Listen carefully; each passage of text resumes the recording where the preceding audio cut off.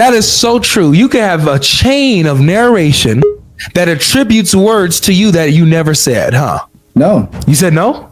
No. Well, you just said that. You just said that you can have people who said things that you said and attributed these words to you, but you never said that. That's what you just said. You just yeah. Yep. So you can have you just said you can have a chain of narration that attributes words to you that you never said. Yeah, that is what the Gospels and all these things are. And that's what the Hadith is. No, Hadith is a chain of narration, you know? That could be attributing words to somebody they never said, huh? They said it because they heard it from that person. That the person that attributes something, they didn't hear it from him. Hello, welcome to Religious Insights. This is another episode of our usual debate between Godlogic and Muslims. In this kind of debates, Muslims can say any ridiculous thing in order to win. They don't mind even saying things that goes against the tenets of their belief. As this Muslim says that Allah was a father back then, but is no longer a father in this era. Let's watch this video to find out exactly what happened. Hey, Norm. Hello. How you doing? Hello. Good. How are you? I'm good. All right. So I see your topic. Did Jesus preach Christianity or Islam? And what do you think? Okay. I believe. What is it? No, yeah. Go ahead. I was just asking what you thought. Okay. I believe he preached Islam. Okay. My point is, Jesus said I'm not sure. I'm not very familiar with the Bible. Oh, it's okay. But, there's a lot of quotes he says about praying to one God, and Islam is submitting your will. Basically, what it says, Islam definition is submitting your will to the will of God. Who does he say the one God is that we are to pray to and worship? So since he was a Jew, the Jewish scriptures called the one God Elohim, and that is the same as translated to Allah in Arabic. Well, so that's my. Jesus specifically said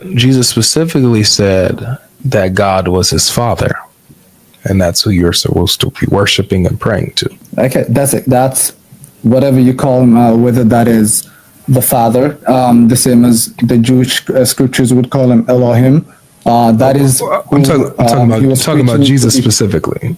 Since Jesus is saying that God is his father, is that what Islam teaches? Is that the message of Islam, that Allah is the father of Jesus? No, it doesn't. Don't put words in my mouth. Sorry. I never put words. I never said Jesus, you said that. I said Jesus was preaching for people to pray to the Father, not to him. I got you. So if he's teaching for people to pray to the Father, if that's what he's preaching, that goes against Islam, right? Because in Islam, Allah is not his father, right? Okay, so so this is where the confusion comes in. In the Bible, the Jewish call their gods like Father, and most of the prophets in the Bible are called sons of gods. Even the children of the people, or the Jewish people, are called children of God, sons of God. So is that what Islam teaches? Does Islam teach that the prophets are sons of God, and that the Jewish people are sons of God, and that the Messiah is the son of God? It doesn't teach that, but that was something that in their scriptures, in their language, in their scriptures, that's what they have. It is metaphorically though. I got you. Does Islam teach that? No, it doesn't. It doesn't teach that. No. So Jesus is not teaching Islam, right? What do you mean? What do you mean? He's not teaching to Islam? It's saying pray to one God. Let's do this. Let's do this step by step. Step one. Okay. In Islam, Allah is not the Father. Yes. Yeah. Okay. Yeah. Step two. Jesus taught that God is the Father. Okay. Therefore, Jesus is not teaching Islam. Make sense? Okay. So, and look at my analogy.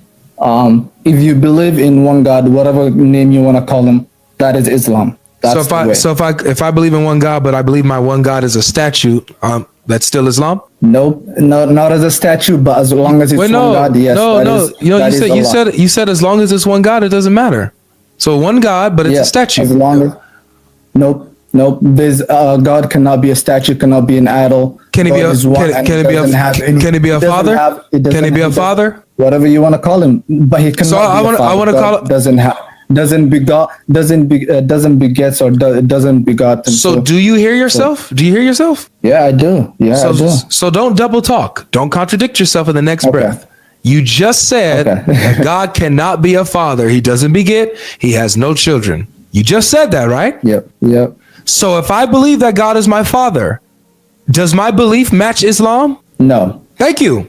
So if Jesus preaching that God is his father, he's not preaching Islam, right? Okay. So I understand where you're coming from but you're disregarding the whole point that I said. You didn't answer At the though. time.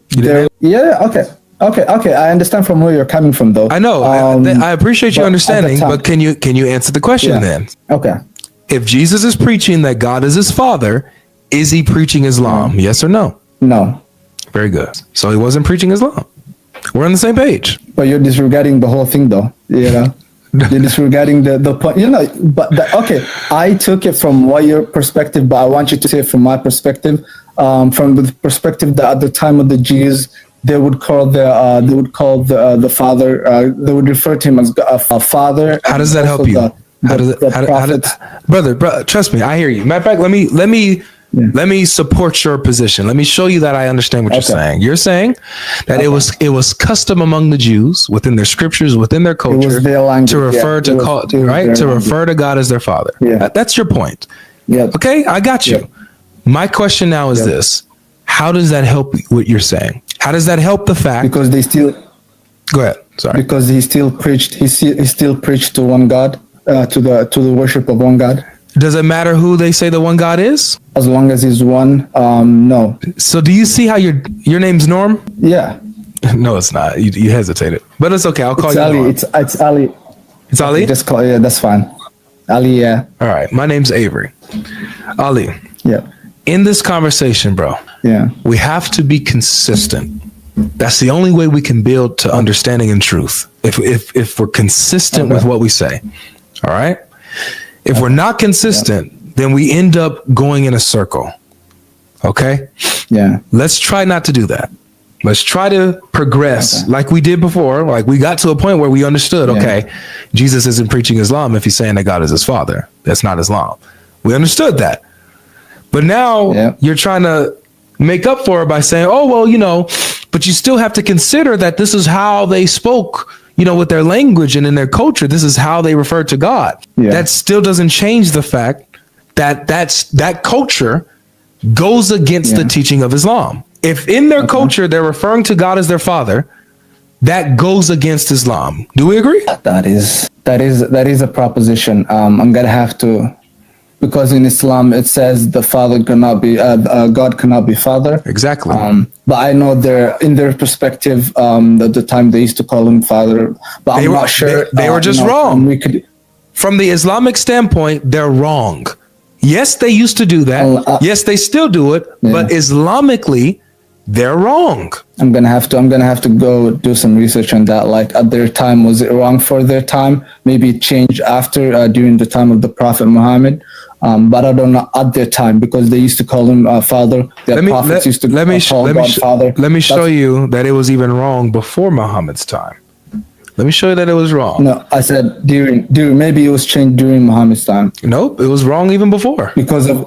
I'm saying that it was wrong even before. I'm saying it was wrong even before, bro. It was wrong even before. Before Muhammad's time, it was wrong. Okay. If we go to chapter 9, verse 30, watch what it says here. Could you pull it up or? Yeah, I'm not familiar with the Bible. I'm about to read it. It's the Quran verse. It's the Quran. So, okay. So chapter 9, verse 30 of the Quran, this is what it says. It says, the Jews say Ezra is the son of Allah. The Christians say the Messiah is the son of Allah. That is their statement from their own mouths. They imitate the sayings of the disbelievers before them. Yeah. May Allah destroy them how they are deluded. So way back in the day, they used to say Jesus is the son of God before Muhammad. And Allah is saying that they're disbelievers for saying that. So even before Muhammad came, it was wrong. Okay. So you don't even have Just to wanna- guess. Yeah, go ahead. Sorry. Okay. Okay. I would just wanted to know what did the Jews call their God as the Father word in the Jewish scriptures, like from the Old Testament? What was what word did they use? Because I just want to see, Abba. is it like the translation that you guys have Yes. that change it to Father, or is it just No, the what word did they call them? the word in Hebrew is father. The word in Hebrew is father. The word It's, itself? Yeah, the word itself is like I know in Arabic it's ab. In Hebrew, it's slipping my mind right now. In Hebrew, it's like it's very similar. In Aramaic, it's abba, and in Arabic, it's ab. What's the Hebrew word for father, guys? It's slipping my mind right now. Slipping my mind. It's the same thing though. Is it abu? Something. Av. Thank you, av. It's av. Av, which is Father, right? Yes. And then they called the Son of the Son of God, or so. Okay, Yeah. so I get it. Okay. So it was wrong at the time. Okay, gotcha. Yeah, is from the Islamic standpoint, from the Islamic theology, Yeah. it was wrong even at that time. Okay, but according to Jesus, it's the truth. Yeah. So Jesus teaching that he's the Son of God, he's going against Now, what Islam teaches. He didn't teach he's the Son of God. That is, Yeah, he he didn't did. teach that. Yeah, he did. He didn't say I'm the Son of God. He usually said I'm the Son of Man, right? Nope, he said I'm the Son of God verbatim. Really? In the what is it called? in the New gospel. Testament, I guess. In the gospel. Want to see it? Because it's confusing. Like sometimes people say he said Son of Man. Some say He said both. Messenger. He said all of it. He said he's the Son of Man. He's the Son of God. The Son of Man is the Son of God. He said both. It's not either or. Could you tell me all the attributes that Jesus has in the Bible? I just want to put a baseline, because I'm not sure. Like we have a lot of people that say it says Son of Man, Son of God. You know, Brother. others say other things. Brother, there's nobody that'll tell you that Jesus says Son of Man and not Son of God. Nobody will tell you that. Nobody, no Christian will tell you that. In the Bible, Jesus says, look, let me show you where Jesus. Let me just show you. Okay, let's go to Jesus's words. Okay. Let me show you what he says. This is John chapter 5. Listen to this. He's truly, I say to you, an hour is coming and is here now when the dead will hear the voice of the Son of God, and those who hear will live. For as the Father has life in himself, so he has granted the Son also to have life in himself. And he has given him authority to execute judgment, because he is the Son of Man. So the Son of God is the Son of Man. It's both. It's not either or. It's both. The Son of God is the Son of Man. Okay. Yeah. So if anybody says that that's a difference, they're just not informed. Okay. Just wanted to make sure. So maybe from our standpoint, since you read from the Quran that says they called Jesus, or is it Ezra, the son of God, and God says that God doesn't have any sons, and they're wrong for that. Maybe the scriptures would change to call them sons of God from other people's perspective. No, they wasn't. That's my conclusion on there. They wasn't changed, bro. What? It was. In all these verses, brother. Listen, in all of these verses where Jesus refers to him as the Son of God and calls God his Father, there are no changes. There's no variances there. It's always been the same. But in the Quran it says that there are people that write the scriptures with their own hands, and they say this is from God. So how are we going to say, no, this is like from the Bible? I think it has more than 66 to 70 something books in it. Let me put it to you this way. Okay. If I wrote a book right now and I claim that it's from God today, if I did that today, right now, and I claim that it's from Allah, would that mean that now the actual Quran has been corrupted? No. Right.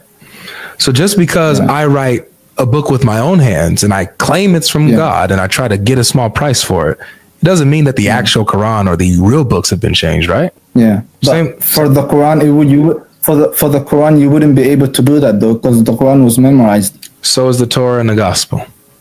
The Torah and the No, it Gospel wasn't started, memorized. brother. This Torah, all these revelations, all these scriptures started off as oral tradition, bro. They all started off orally, and then they were written down. They were passed on from generation to generation, and then written down. So what's to say at that point where it was being down or being taken out, maybe even orally? Some people were saying something different. Some people were saying something different, and then by the time it was being written down, somebody wrote from their own perspective what they had. Do you see the hyper skepticism that you're showing for the Torah and Gospel? Do you have that same energy for the Quran? Can you ask yourself the same question about the Quran? How do you know that it was orally transmitted correctly? What if somebody changed what they orally heard and then passed down their change, and when then they changed it and they changed after what they heard, and then when they finally wrote down the Quran, they put their own words into it or put the wrong oral tradition down? Do you ask yourself the same thing for the Quran? Yeah, because in the like from a young age we taught about the history of the Prophet. We taught about the history of the same with the Jews, brother. Same with the Jews, and same with the Orthodox and apostolic Christians. They're taught the same thing. Yeah, they're given the same traditions, and the same stuff is passed down, and they even have their written traditions. So at the time of the Prophet, the Quran was written down in his time. It wasn't compiled in his time by different. No, it wasn't compiled, and it was rewritten after he died. It was written down. It got rewritten after he died. It wasn't rewritten. It was. There. It was compiled. All the different combined into one book. Norm. Uthman literally had Zayd bin Thabit, Hisham, Abdullah Azir. I think I forgot how to say his name. But he's called Zayd bin Harith and Abdullah bin Mas'ud. Those guys. Not Ibn Masud. Ibn Masud was not part of this. But Hisham, Zayd bin Harith, Azir, and somebody else. Ibn Masud was not part of it. Umar was not part of this. These people, Uthman ordered them to rewrite the Quran in so-called perfect copies. Okay, so we have the history of that one, and that was due to standardization of the Quran. You know, the Quran usually is an Arabic language. That was the second time it was standardized. No, it was the first time. The first time was the first time it was standardized was when Abu Bakr had the Quran compiled, and then they had one standardized copy that they sent to others.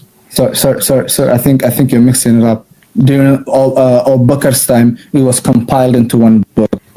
And was that book the standard? During Abu Bakr's time or during Uthman's time? Abu Bakr, when he had the Quran compiled, was that the standard Quran? That was you remember when I said during the Prophet's time, the scribes of the Prophet wrote down the Quran, and it was scattered around. So Umar suggested to Abu Bakr during the battles that happened after the Prophet died, most of the memorizers of the Quran were dying. So he suggested to Abu Bakr bring down or to compile all the different writings of the Quran from different places, which was initiated by Zayd bin Harith, who was the main scribe of the Prophet, who was also a memorizer of the Quran, to bring all the scriptures into one. He didn't memorize the Quran. So Zayd bin Thabit didn't memorize. Zayd bin Harith, Zayd was the main scribe, and he was a memorizer of the Quran. Zayd bin Thabit? Yeah, Zayd bin Harith, I guess. It's not Harith. It's Zayd bin Thabit. There was two of them. It was. Okay, Zayd bin Thabit is the one who compiled the Quran. Oh, sorry. Yeah, because he didn't memorize. Harith was the one that was. So he did. If he memorized it, then why did he have to go to others to get the Quran? It was a standard way of he didn't go to other places, but you would come at the time. They would bring all the different written materials of the Quran, and he would write it down, and they would bring witnesses to if they had different. Right, I can't do this. Let's just read it, okay? Okay. Let's just read it. I'm sorry, I forgot what were we reading? We're gonna read about the Quran being compiled. Oh, okay, gotcha. All right. Zayd bin Thabit, narrated Zayd bin Thabit. Abu Bakr as-Siddiq sent for me when the people of Yamama had been killed. I went to him and found Umar bin Khattab sitting with him. Abu Bakr then said, Umar has come to me and said, casualties were heavy among the Qurra of the Quran, those who memorized it by heart, on the day of the battle of Yamama, and I'm afraid that more heavy casualties may take place among the Qur'an on other battlefields, whereby a large part of the Quran may be lost. Therefore, I suggest you, Abu Bakr, order that the Quran be collected. I said to Umar, how can you do something which Allah's apostle did not do? So Muhammad had nothing to do with this. No overseeing this. He didn't order this. He didn't approve of this. He never did this. And he's dead at this time. Umar said, by Allah, that is a good project. Umar kept on urging me to accept the proposal till Allah opened my chest for it, and I began to realize the good in which Umar had in the idea that Umar had realized. Then Abu Bakr said to me, you are a wise young man, and we do not have any suspicion about you, and you used to write the divine inspiration for Allah's messenger. So you should search for the Quran and collect it in one book. So do you see how Zayd had to go out and go find the Quran and go collect it? Like I said, the Quran was written in different parts. Maybe sometimes it was written in different papers, in different logs of trees, backs of trees. So it was scattered around. But the main thing is they memorized the Quran. Most of the But Zayd bin Thabit didn't memorize it. Can we agree? He did memorize it. So if he memorized, all right. So Norm, I need you to think with me about this. If Zayd bin Thabit memorized the Quran, why does Zayd have to go out to others and to go find the Quran? Why can't he just write it himself, since he memorizes it? Because he wouldn't be able to write. He was compiling all the different things into one place. That's not answering my question. You said Zayd memorized the Quran.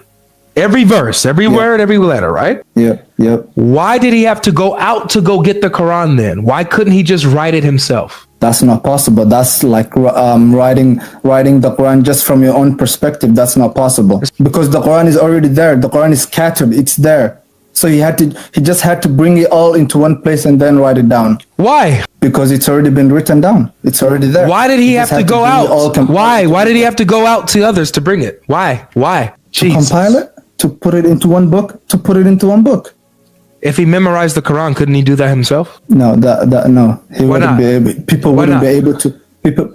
People wouldn't accept it because. Why not? Don't they also memorize the same Quran? They do. Why wouldn't they accept Zayd's memorization and writing of the Quran? If they all memorize the same thing, why wouldn't they accept it? They're accepting the Quran. Why would they reject what Zayd bin Thabit wrote? If it's all the same thing, it's part of not being falsified. Like nothing should be added, nothing should be taken out. If he memorizes the Quran, if he memorizes the Quran, why would there be anything added or taken away? It's a temptation, like to stop from any type of temptation of the devil and all that stuff. So we human beings makes mistake. That is the main point. So just bring everything. Couldn't they just check him to see if he made a mistake or not? What do you mean? Sorry, what do you mean? You're really confused by what I asked you, bro? Yeah, because I didn't hear what you said. You said... I'm going to go ahead and let this go because this is getting too stupid for me. I think that where we're coming to is I want you to know that you have a double standard when it comes to analyzing the Bible versus analyzing the Quran. You have a double standard. You say that the Bible, even though it's been passed down from oral tradition and then we have the written manuscript tradition, that you're hyper skeptical about the Bible. And you have, well, what if somebody messed up the oral tradition? And what if that was changed? And what if that? And what if that? But you never do that with the Quran. You just accept, it was memorized by all these people, oral tradition, and it was passed down perfectly. And then now we got it compiled, perfect Quran, and we have the written Quran in perfect condition with no questions. So what I'm challenging you to do is to have the same mindset and the same energy that you have for the Bible, have it for the Quran. The same energy you have for the Quran, have it for the Bible. Don't have a double standard, because then that shows that your position is weak and based on nothing. It's unfair. You get what I'm saying? Yeah, but then like I said, I know we've heard the history of the compilation of the Quran, and it wasn't compiled by just one person. It it was compiled by a lot of people into writing the who are most of them memorizers, and then referring to all the Quran that were written down and scattered all around the place that the Prophet used to live in, and then they were brought together and then made into one book. But then if you talk about the Bible is written by anonymous people. What I'm saying, anonymous people who we don't even know the history. Who wrote Surah Baqarah? Who wrote Surah Baqarah? What do you mean, who wrote Surah? Exactly what I said. Who wrote it? I'm going to show you your double standard again. Who wrote Surah Baqarah? Surah Baqarah, I don't know who wrote Surah Baqarah, but so it's what anonymous. I'm saying is... Wait. So Surah Baqarah has an anonymous author? No, it was passed down from the Prophet and then a scribe. Yeah, but who wrote it? Down. Yeah, what scribe? Who wrote it? Who's that scribe? Maybe Zayd bin Thabit. Maybe Zayd bin Thabit. Maybe Abu Huraira. Maybe Abu Layth. Who knows? You don't know who wrote it, don't you? It's anonymous, isn't it? It's not anonymous. It came from the Prophet's mouth. You're not answering the question. One of the scribes. One of the scribes of the Prophet. One of the scribes of the Prophet. Who? Zayd bin Thabit. Show me that Zayd bin Thabit wrote Surah Baqarah. Give me a source. So, I just want to tell you the process of the Quran. Brother, I don't want to know about the process, Norm. I'm not one of those Christians that don't know Islam.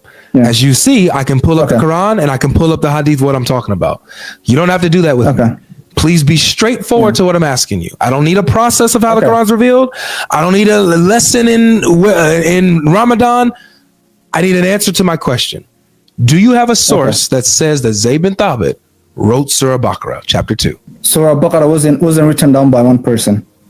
How do you know that? Because the revelation of the Quran itself came down within 23 years. So each verse came at a different time.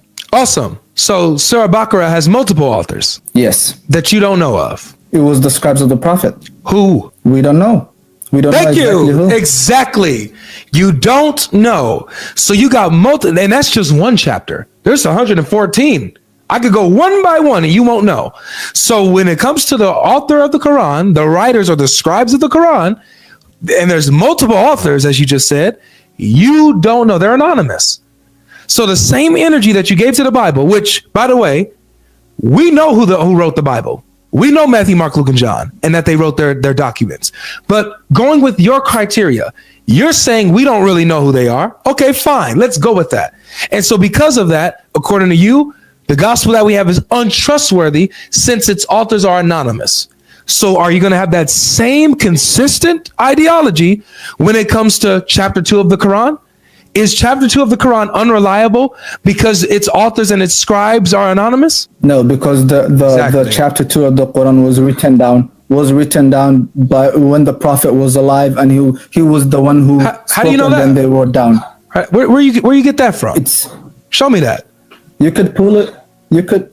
Let me Google that one, because show me that you have a chapter 2 that dates back to Muhammad's time. What do you mean chapter 2 that dates time to Muhammad's? I said it was written down when Muhammad was there. Well, how do you know? How you know? Word of mouth? Somebody told you that? An Islamic scholar said that? No, because it's part of the hadith of the Prophet. Like from the stories of the Prophet. The Prophet used to get revelation, and it was written down stories by who? Stories by who? Of his companions. Which ones? How do we know? How do we know about the story of the Prophet and all his companions? How do we know about them? It's through his companions and all his people that are around him that we know about the Prophet and all. We know about everything about his life. Very good. That's basically so the same way what you just said. The way we know about Muhammad's life is through his companions and the people who knew the companions, is the same way we know about Jesus through his companions, his disciples, and those who knew them. Same thing. Okay, so that means you're comparing now the hadith of the Prophet and the Bible. I'm comparing what you deem as authoritative and reliable source of history. That's what I'm comparing. Yeah. So by your own standard, you cannot reject the Bible as historically reliable and reliable when it comes to Jesus, because it meets your standard. You get it? You get what I'm saying? So when I say the Bible, we don't know the author of the Bible is the four canonical Gospels, the Mark, Matthew, Luke, and John. The first thing it says is according to Saint Luke. So we don't know if Saint Luke or Saint Matthew or Saint Mark wrote this Bible. So we don't know exactly if it's just them that wrote the Bible. Right. Just like when just really quick. Just like when it says narrated Anas bin Malik, we don't really know if Anas bin Malik is really saying this, but it's somebody we don't know, huh? We don't know. Yeah. So we do know because it dates the hadith has a chain. It has a chain. We know somebody heard from this person. We can date back to the time of the Prophet and whatever he said. But this doesn't say that. It says narrated Anas bin Malik. How do we know that Anas bin Malik is really narrating this? That is the chain. Like Anas heard from the Prophet, and then he. But how do you know that? How do you know that Anas really heard from the Prophet? How do you know? It says narrated. It says narrated Anas bin Malik, but how do we know that that's narrated by Anas bin Malik? How do we know that? Because Anas bin Malik was the companion of the Prophet. Okay, so let's go with that. Matthew was a disciple of Jesus. So when it says the Gospel of Jesus according to Matthew, that's how we know Matthew wrote it.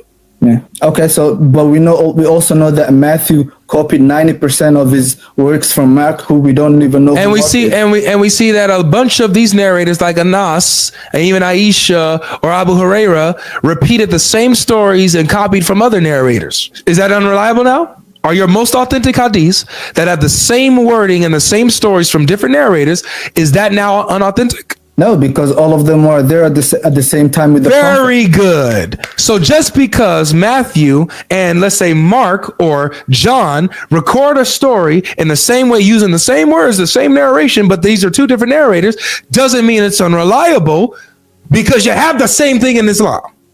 Do you see your double standard again? Keep going. I'm going to keep showing you your double standard every time, bro. It's cool when you do it, but it's a problem when we do it. No. It says according to. Because from the history narrated of the Bible, by, according to, narrated by. What's the difference? Not the same thing. Really? Not the same thing. So is this hadith according to Anas bin Malik? No, it's not according to Anas bin Malik. It's narrated from his mouth. He said, we know he said that. When something is according to someone, what does that mean? It's being attached or attributed to that person. Correct. Is this being attached or attributed to Anas bin Malik when it says narrated Anas bin Malik? Is it being attached to him? It is being attached to him, but it's not attributed. Man. Maybe somebody. Okay. Man, we need to get a something. I'm gonna let you say it, but we need to get a double standard counter, man. How many double standards we gonna count with you, bro? Can I say something? No, can I say something though? Go ahead. Can I say something though? Yes, say another double standard. I could. Let's say today. I said, my name is Ali, right? So I could do something today, and somebody else could write about it and say that person and that person said that, attributing that to me. Yeah, that's true. But that is from his own. But that is from his own words. That's, you know what? Not from my word. That is so true. You can have a chain of narration that attributes words to you that you never said, huh? No. You said no? No. Well, you just said that. You just said that you can have people who said things that you said and attributed these words to you, but you never said that. That's what you just said. You just yeah. Yep. So you can have you just said you can have a chain of narration that attributes words to you that you never said. Yeah, that is what the Gospels and all these things are. And that's what the Hadith is. No, Hadith is a chain of narration. You know, that could be attributing words. That could be attributing words to somebody they never said, huh? They said it because they heard it from that person. That the person that attributes something, they didn't hear it from their own perspective. How many? Hey, saying, we need a new game, Ali. We need a new game, bro. No, we need a double standard counter. We need like a ding, like a soundboard for every time we catch you with a double. Not just you, but because you're not the only one who does this. But you're just the longest person I've done this with. Because I kind of like you. You're kind of cool. No, that is the truth though. No, but I'm saying you're looking from your own perspective. No, I'm saying no. Stop, Ali. I have to stop you there. I haven't once came to you with my perspective. I have been using yours. I've been using your perspective, and I've been showing you how from your perspective you have a double standard. And from your perspective, my books are in the clear. My books are reliable according to your perspective, according to your standard. But for some reason, when it comes to my books and the same thing is applied, you're like, oh yeah, no, it doesn't work for your books. Oh yeah, no, they're still unreliable. Oh yeah, no, we can't trust that. But you have the same thing with Islam, according to Anas bin Malik, a chain of narration that could be applying false words to people, but you fully trust it because you say that these were companions, and we have the companions of Jesus, but you don't trust them. Islam is the religion of double standards, bro. If my stuff is unreliable, when they have the words of the companions of Jesus and the chain of narrations of companions and apostles and their disciples who carried on these same traditions, Sahaba and Tabaeen in my religion, if that's untrustworthy, then your entire religion falls apart. All your hadith, even your Quran, is all untrustworthy because it's all based on a chain of transmission, a chain of narration that you trust. Can I say something now? Are you smiling yet? Only if you're smiling. If you're not smiling, you can't. Yeah. You smiling? I am smiling. All right, good. All right, you can talk. Go ahead. Say what you want. No, we're having fun. Both of us are having fun, I guess. Yes. So from my perspective, what I was trying to say is the way the hadith of the Prophet was compiled was through somebody hearing from somebody who hear from somebody. You know, like the Sahabas would tell the people that haven't seen the Prophet. So the Tabi'in, they would tell it to the Tabi'in. So that is how it's narrated. So let's say I hear a hadith today from somebody, and then he tells me I heard it from that person. Exactly that person, and then that person heard it from another person who heard it from a companion, and then the companion heard it from the Prophet. So there's a chain of narration of who heard it from who, from her. So it's not like I came up. So okay, that is from this perspective. How do you know that they didn't? How do you know that they didn't change the oral transmission? How do you know that they didn't change what they heard from the other companion and the other tabi'in and the other guy, and that it all, by the time they're attributing the words to Zayd bin Thabit or Anas bin Malik or Aisha or Abu Huraira, that by the time we get there, now all their words are just messed up and corrupted? How do you know they didn't mess it up? Because the person that was putting all the hadith into one place, usually Sahih Muslim and Sahih Bukhari, those two people that compiled the hadith of the Prophet, what they would do is they would ask for the people who are known to know the hadith, and then they will tell them which hadith do you know, and then they would. Yeah, but how do you know that this guy isn't like choosing based on his bias and what he likes? How do you know that he's choosing certain hadith that he thinks are good because of what he already believes and what his own personal opinion? And stuff that he doesn't like, he's just regarding them as daif. How do you know he's not just doing that of his own personal opinion? You're telling me one person or a couple of people are particularly in control of these sources that's supposed to be authentic and supposed to represent your whole religion? So when he was writing down the hadith wasn't just from one he wasn't taking it from just one person. But so one person is the one compiling it. You're saying one person is, like, for example, Bukhari. Bukhari is the one compiling and putting these hadiths together, right? Yeah. He's putting all the hadiths together. Yeah. So once he's putting the hadiths together, he's writing down the hadith based on let's say today he heard the hadith from this person, and then he goes out, he hears the same hadith from another person, and then he hears the same hadith from another person. That's when he puts the hadith into one place with the chain of narration that is sahih, which is one we have. It's Sahih Bukhari, Sahih Muslim. Hey Norm. Hey, what's up? How's it going? Do you know when Imam Malik was born? I don't know when he was born, but we have history about his life. Yeah. I don't know exactly when. But there's history about it. So did you know that Imam Malik was born 80 years after Muhammad? Oh yeah, most of the people that compiled the hadith of the Prophet were born hundreds of years after the Prophet, and yeah, we know that. Okay, so when was Bukhari born? He was born after the Prophet, and I'm not sure when, but we know he was born after the Prophet. He never saw the Prophet. I don't know if he saw the Sahabas of the Prophet, which the last one of them was Anas bin Malik. I don't know if you saw that, but I'm not sure. So if you know that, you could go ahead and tell me. Yes. So Bukhari was born almost 200 years after Muhammad.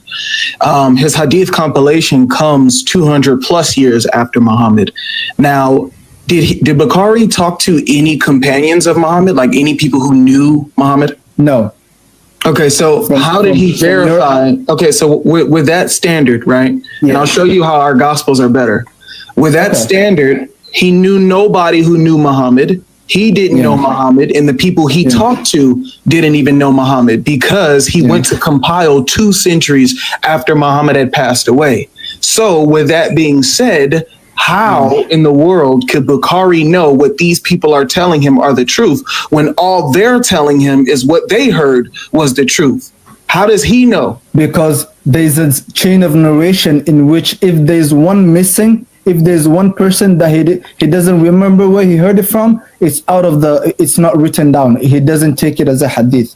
Yeah, exactly. So that means that Bukhari is putting his own subjective bias on what he's hearing in order to make what he heard true. Bukhari, who is 2 centuries removed from Muhammad, gets to dictate whether a story that a person who didn't even know Muhammad tells him is true.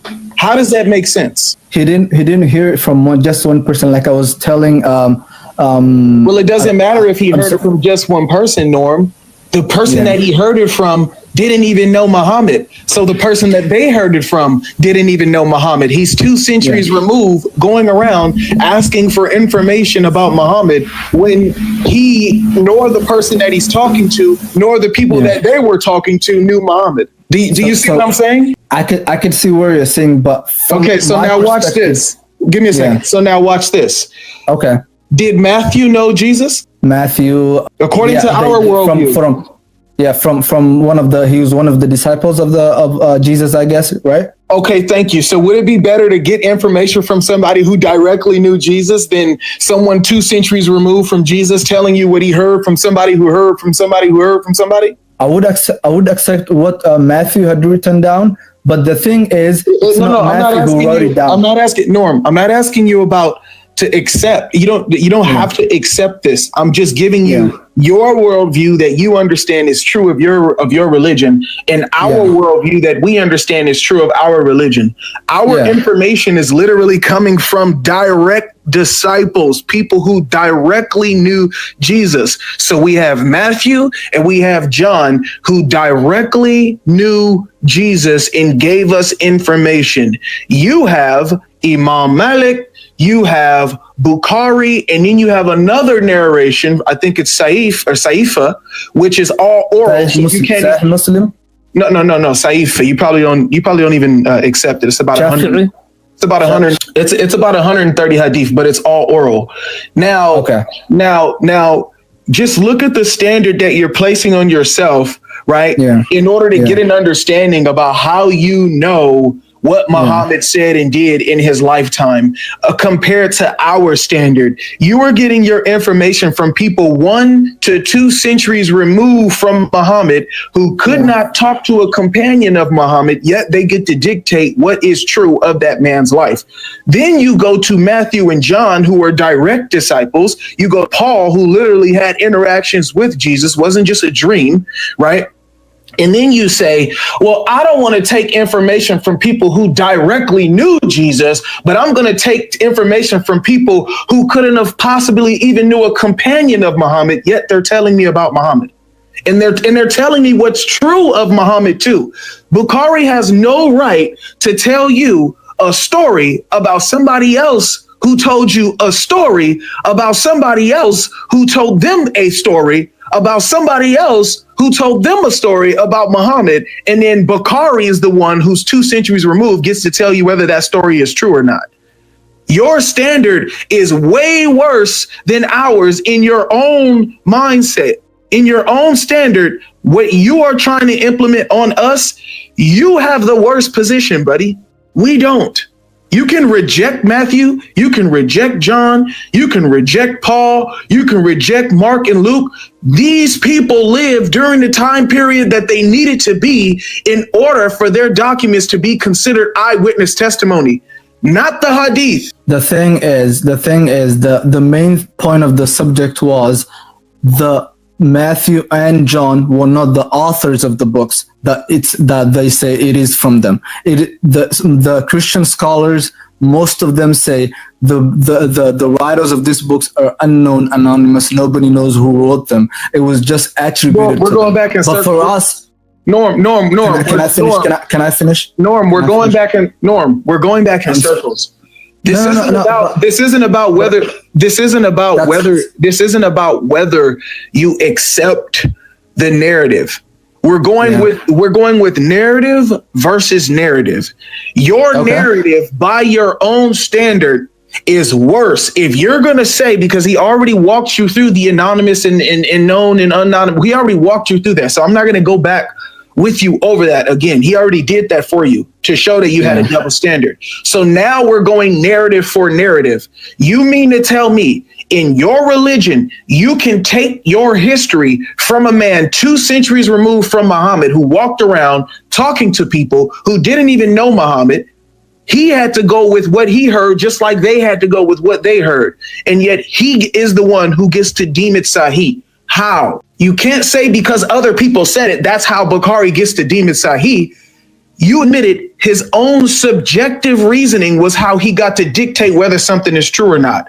That does not help you. That makes it worse. When he puts his subjective opinion on why it's true or false, that destroys your hadith narration because it already started from it being confirmation bias and oral recitation and hearsay. So his subjective opinion destroys everything that you try to argue this entire time. So how does Bukhari get to authenticate something he's 2 centuries removed from? How? Okay, so when the hadith compilation was taking place during the time of Bukhari and all these other scholars that did it, there was a rules and set of regulations that they followed to compile all this hadith. They had one of the first thing was the hadith that was being narrated had to go hand in hand with what the Quran is saying and the Sunnah. The Sunnah is preserved through the culture that the Muslims at the time had. So through what the Prophet told them in action. So whether that is how to take wudu, whether that is how to pray, that is through the Sunnah. So as long as the hadith that is being compiled goes hand in hand with the Quran and the Sunnah of the Prophet, he would authenticate the hadith. And also one of the other things he would use is you would have to have a strong chain of narrators that would have to take place that goes till to the mouth of the Prophet, which says that person heard it from the Prophet himself. If there's one of them that there is like a loss of narrator in between,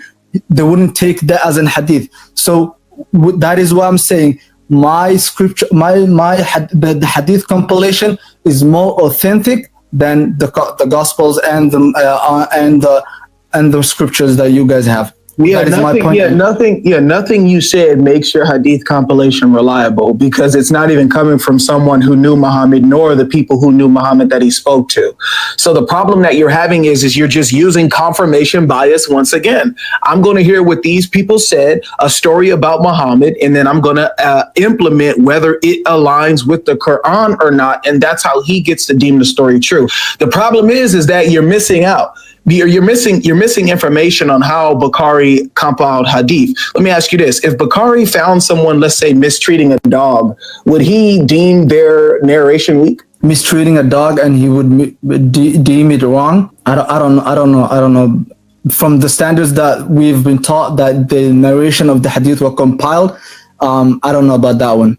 Like, it doesn't show you that. So if you look into your history, right? Bukhari, he walked around and he basically put his own subjective opinion on these people on whether they were trustworthy, because as human beings, we can't know if a person is trustworthy. So all of it already started from a subjective opinion, meaning he had to vet these people out to see if they were trustworthy. But we know that a person who has lied in their life could tell the truth about a story. story. So it would be better to get closer to the story as we possibly can, not 2 centuries removed, talking to people, trying to figure out if they're trustworthy or not. Do you agree that that would be a terrible standard to have, right? Yeah. Do you agree? Hold on. Give me a second. Yeah. Do you agree by that? Do you agree by that standard alone?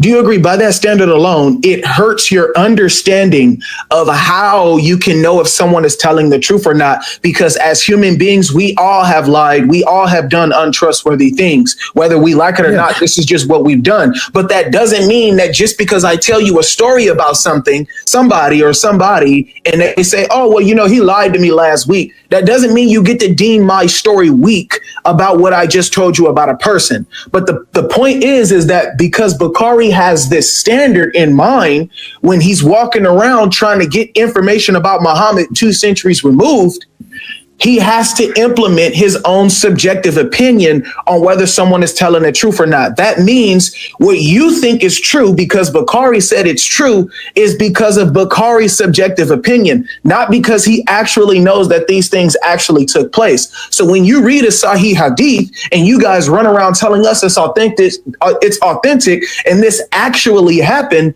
you're only using that from the understanding of a person who he himself never actually knew if that was real or not. He's only vetting people out based on his subjective opinion on whether something took place. That's a horrible standard to have. So what is a better standard to have? Eyewitness testimony. Direct eyewitness testimony from people who actually talked to Muhammad. So the person that is giving you the information in the history about Jesus should have very well better come from Jesus. You see, that's better. So who wrote who is one of the authors of the gospel who was eyewitness of Jesus? We're going in circles again. Matthew. No, but that's what you said. You said I got you. I'm saying we're going in circles, but I'm answering you. Okay. Matthew and John. The Gospels of Matthew and John. Your scholars agree it wasn't written by Matthew or John. Okay. Does Irenaeus agree it was written by Matthew and John? That is most of your scholars. I don't know about Aaron, but most of your scholars say these writings were written by anonymous people who we don't even know and they wanted to attribute it to somebody. That's when they attribute it to the first saints. Okay, who's better to take your information from? Someone from the 2nd century or someone from the 21st century? Someone from the 2nd century. All right, cool. So Irenaeus says Matthew, Mark, Luke, and John authored their gospels. Okay, but does that mean they did write it? That means that the early church understood that they wrote their gospels, and yes. Okay. So let's go back in your history. Matthew, what is Matthew's origin? Like, was he a Hebrew or what language did he speak? Was he a Jew who spoke Aramaic at the time of Jesus? Does that prove he didn't write his gospel? Because we know the Gospels. Hold on. Watch this, because I only want to answer. Give me a second. I only want to answer relevant questions. Does any of these things prove that he didn't write or didn't know Jesus? Because I can go into the Gospel of Matthew and show that he knew Jesus. You literally have in his gospel him interacting with Jesus. So asking me what language did he speak and was he Hebrew and all that, that's irrelevant. Whether I say yes or no, does that prove he didn't write his gospel? Yes. Okay, what is the argument for that? I'm not saying Matthew didn't see Jesus. We know Matthew is one of the disciples, right? Matthew and John were one of the disciples, right? So if Matthew was one of the disciples and we have information coming from Matthew, what are we talking about? What I'm saying is the information that you have isn't from Matthew, the disciple of Jesus. That's what I'm saying. How do you know? You're just saying it. You don't know that. Okay. That's what I'm saying. So Matthew was a Jew, so he spoke Aramaic, right? He didn't speak any Greek. What is your argument for Matthew? The argument is. What is your argument for Matthew? Hold on. Give me a second. Make your argument. Instead of asking irrelevant questions, make your argument for why Matthew didn't write Matthew. The reason why Matthew didn't write Matthew, the Gospel of Matthew, is because the Gospel of Matthew is in Koine Greek. and Matthew, as we know, he used to speak Aramaic and he was a Jew. So that means somebody else wrote it and then he ascribed it or attributed it to the disciple Matthew. That is my argument. And that disproves any of the Gospels that you have. We don't know. We don't know who the author of Mark is. We don't know the author. What was the lingua franca in the area that Jesus roamed around in? Matthew, John, Mark, Luke. What was the lingua franca that they in that area? You're gonna have to tell me because I don't know the Bible history. So I'm thinking Greek. It's Aramaic because Greek. Jesus Greek. It wasn't Aramaic. It was Greek. The lingua franca in the area that they were in was Greek. So provide your evidence. So you need to provide your evidence for your claims because you're just drawing conclusions that you're ignorant of. Yeah. Okay. So what I'm saying is, if Matthew at the time of Jesus, and he was a Jew, I'm not saying all of them, but most of the disciples of Jesus were Jewish people, and the Jews at the time were speaking Aramaic. I wouldn't expect somebody who speaks Aramaic to write a Greek book or Greek gospel. We're going back in circles. I just told you the lingua franca in that area was Greek. So how in the world can Matthew, a tax collector, not know Greek? It's literally the most obvious conclusion ever. So how did Matthew understood what Jesus was talking about at the time? Because Jesus also knew Greek. So Jesus was speaking Greek? Yes. Okay. What evidence do you have for that? He had a conversation with a Roman centurion whose language was Greek. The language they spoke was Greek. You gotta pay attention. If the lingua franca in that area was Greek, then that would mean that predominantly everyone must have and had to speak Greek. For example, if the lingua franca in California is English, right? Yeah. And the predominant language that's going to be spoken is what? English. Okay, thank you. So we know Matthew spoke Greek. We know Jesus spoke Greek. So stop trying to act like there was a language barrier between Matthew and Jesus when you just admitted Matthew was a disciple of Jesus. How in the world are you going to be a disciple of Jesus? You don't even know what he's saying. Okay. But why? Answer that. How can you be a disciple of Jesus and not know what Jesus said? No, you wouldn't know what Jesus said if you were a disciple of Jesus. Exactly. Thank you. So if Matthew knew Greek and Jesus knew Greek, then that means that they could communicate in Greek, correct? Yep. All right, there it is. So it's better to have eyewitness testimony, right, from someone who actually directly interacted with Jesus. Matthew 9:9 says Matthew was a tax collector. We know that the lingua franca was Greek, which means that obviously he would have had to know Greek in order to conduct that work in that area. So if Jesus knew Greek, then that means that they can understand themselves. Now, the problem that you're having is that you're dealing with eyewitness testimony. You're dealing with early attestation that these people wrote their gospels and were direct disciples, and you're telling me your standard is better because someone 2 centuries removed from Muhammad walked around asking someone who couldn't even know Muhammad, just like him, what did Muhammad do? You think that's a better standard? It is, because we have a reference. Our reference is the Quran. We have a reference. We do have a reference. Class, that's it. Over, bro. That's it. I'm done, bro. All right, I'm gonna let the next guest up. Hey, Ali, this was fun talking to you, man. Yeah. Thank you, man. Have a good day, man. We'll talk again soon. Hopefully, you could come back someday and we could talk some more. All right. See you. All right. All right, welcome back, guys. That was an amazing one. Share your thoughts, what you learned. Don't forget to share this video with your friends, your family. Subscribe to our channel for more amazing videos like this. Back then, I used to watch this guy's video to learn and also on how to refute their debate, but I'm not watching anymore to learn about how to refute Islam. I've never seen a religion that is self-refuting like Islam. The level of confusion and contradiction in this religion needs to be studied. The fact that they are not seeing all these things baffles me a lot. Truly, the God of this world have truly blinded the minds of these guys through the words and the teachings of their prophets. One of the parts which blew my brain is when the gentleman started by saying that he is not familiar with the Bible, and then few seconds later declares that the Bible have been corrupted. The same Bible he claimed he doesn't know so much about is now corrupted. Immediately he goes against his own personal belief. I wish I was that much ignorant and that much confident that I would conquer the world. Unfortunately, my brain is naturally held by Jesus from this level of ignorance. Always with these guys, it will always claim and no proof. You could wake up every day and testify how the sun rises from the west, and no matter how strongly you believe that to be true, it doesn't make it to be true anyway, because everybody else apart from you knows that the sun does not rise from the west. So you can keep fooling yourself for all you want. Every time they say the Quran is perfectly preserved because of memorization, I want to immediately tell them their own scholar says the Prophet's own companions say they memorized it so badly that chapters and 300 verses were lost in the process of the memorization. They are not even aware that memory fades. They believe that once they are able to memorize it, then it is not corrupted. I believe the memorization of any article or any book is the easiest way to even corrupt it, because as time goes on you begin to forget things and you tend to add things from your own personal perspective that you believe to be true. So guys, thank you for watching. Share this video, subscribe. We'd love to see you in the next episode.